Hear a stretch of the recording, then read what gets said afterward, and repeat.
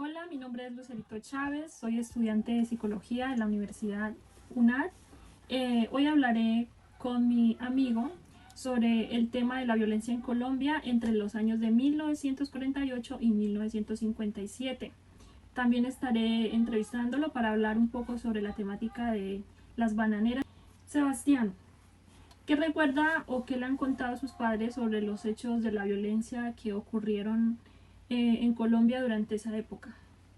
Bueno, quisiera hacer un pequeño paréntesis y contar un poco sobre la historia de mí y de mi familia. Hace alrededor de 17 años tuvimos que dejar todo porque vivíamos en otro lugar con mis padres.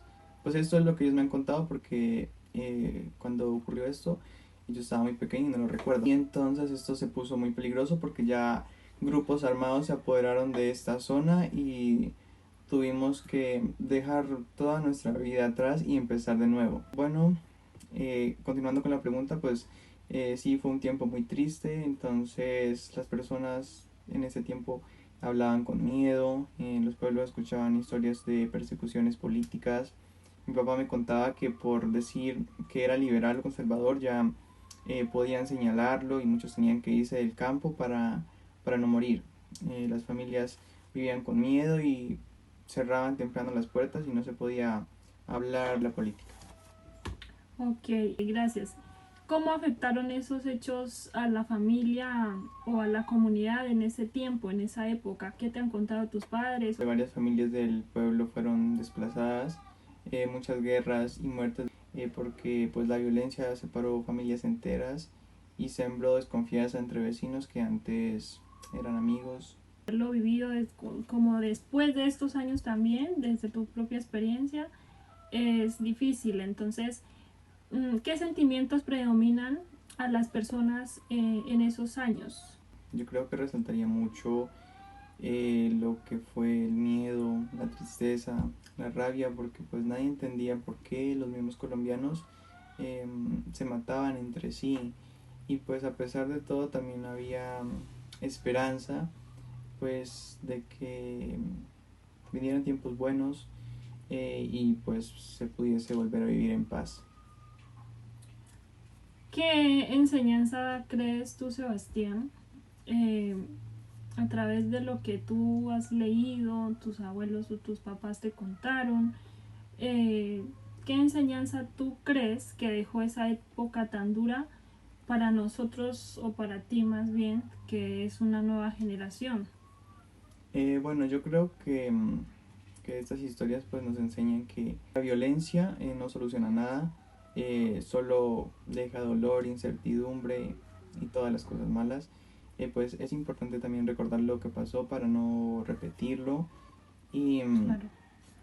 y nosotros como jóvenes pues debemos estudiar, dialogar y construir un país más justo donde se escuche a todos los que se dividan por política o por poder y pues no llegar a contiendas y tratar de ser más, estar más de acuerdo en decisiones y no llegar a lo que ocurrió anteriormente. Respetar las diferentes ideologías, respetar los diferentes pensamientos, o sea, que eso no nos divida a los seres humanos, ¿verdad? Exactamente.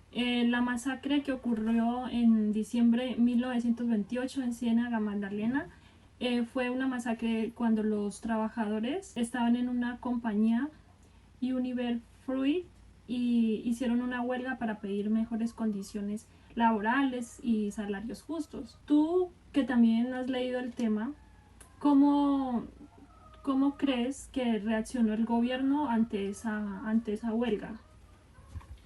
Em, Creo que el gobierno no apoyó a los trabajadores, en lugar de eso ordenó al ejército que los reprimiera.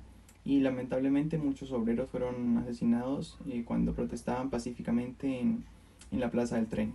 ¿Tú sabes cuántas personas murieron? El gobierno dijo que fueron pocos, pero algunos testigos y escritores como Gabo, que fue Gabriel García Márquez, hablaron de cientos o incluso miles de muertos. ¿Quién era el presidente en ese momento? Era Miguel Abadía Méndez, que fue presidente de Colombia entre 1926 y 1930. Su gobierno fue muy criticado por defender los intereses de la empresa extranjera y no los derechos del pueblo. ¿Qué consecuencias dejó este hecho en el país?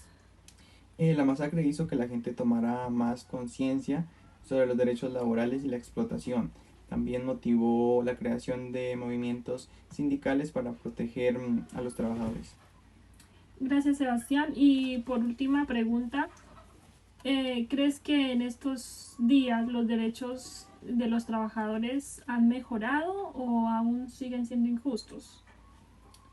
Han mejorado un poco. Con el gobierno actual he visto muchas mejoras en cuanto al salario mínimo y esto, entonces pienso que esto está mejorando para las nuevas generaciones, por decirlo así. Pero pues todavía existen situaciones de desigualdad y abuso laboral Claro. y la historia nos enseña que debemos seguir luchando por la justicia social y por la igualdad. Claro, sí, o sea, eso es un proceso que va, ¿verdad? Poco a poco. Te agradezco por la entrevista, Sebastián. Que estén bien, muchas gracias.